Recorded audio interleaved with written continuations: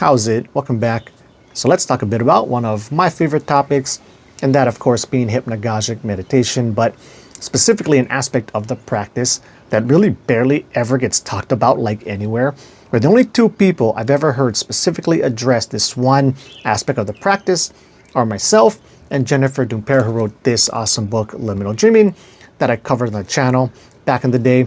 And that is how once you get the hang of this whole hypnagogic meditation thing, can really drastically change your relationship to taking naps. And what brought this to mind to cover today is, well, first of all, I've been making use of it here recently. And then it just got me thinking, oh, I know I've covered this on the channel, but when was the last time I actually did it? So I went ahead and did some digging, and I last covered it like 4+ years ago. And a little side note, damn, those videos of me are hard to watch. It's so cringy. Like, it makes me want to go back and just delete all my old shit.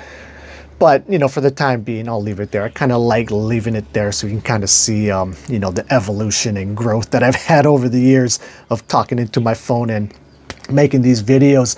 But then, looking around online, I couldn't find anything else. Like, the only YouTube videos I could find on it were my videos.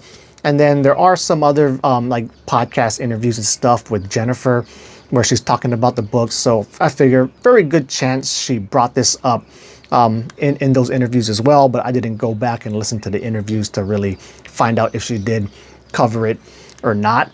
But yeah, I mean, like, no one else seems to be talking about it. And this is, a very impactful thing on your life if you happen to have a hard time taking naps or not like taking naps, such as Jennifer describes in her book. So she was never a big napper, right? She would always, like, maybe she's tired, she wants to take a nap, but then when she would wake up from her nap, she would feel way more tired than before, and it would just kind of defeat the whole purpose of taking a nap, right? And so the hard part with taking naps is there's really only like 2 ways to do it well, where the best way is you just do one full sleep cycle, which is roughly 90 minutes of actually being asleep, right? Where you start off in these later stages of sleep, like stage 1 and 2 stuff. Then you move into deeper sleep, stage 3, 4 stuff. And then after that, you kind of rise back up to a more active form of sleep into REM, where classic dreams take place. And then after REM finishes up, you come back to stage 1 of sleep. And that is very often, when people will wake up from a nap, because it's not your regular sleeping time. So you're not really going to be just knocked out for 8 hours, right? So if you can pull that off and you have the time to do that in the middle of the day, well, that's great. But then the other approach to it is you want to try to wake up while you're still in one of these lighter stages of sleep, like stage 1, 2 stuff. So then they'll say nap for like, 20 minutes. You give yourself 5 to 10 minutes to fall asleep. Then your alarm goes off about 10 minutes after falling asleep. And then you can wake up still being in these lighter stages of sleep and not feel all totally drained and screwed up once you get up from the nap. But then once you can learn to get down into stage 1 of sleep, lucidly and consciously aware, you can drastically extend your time spent in REM.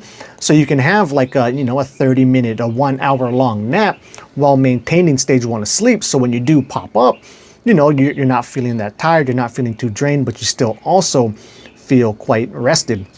And, it's just a huge game changer for me. And like, this is like a week or so ago, but I was napping and then I was like hearing myself kind of slip into snoring, and then that would kind of wake me up, which actually helped because then that just made it more easy for me to stay in this stage 1 of sleep area. And then after the nap, I was talking to my son about it, and then we kind of got into this whole thing of, oh yeah, you learn to stay in stage 1 of sleep.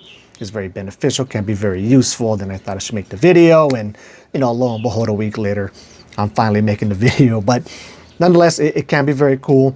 I don't really want to get into the exact specifics on how to do this whole hypnagogic meditation thing. That will take another 15 minutes or something. But I do have a ton of videos on it on the channel. Go search them out. Go to my channel, search out hypnagogic or hypnagogic meditation maybe, and you'll probably find a whole bunch of stuff. And anyway, with that said, I think I rambled on long enough. That is it. Until the next video, keep your hypnagogic meditation practice legit.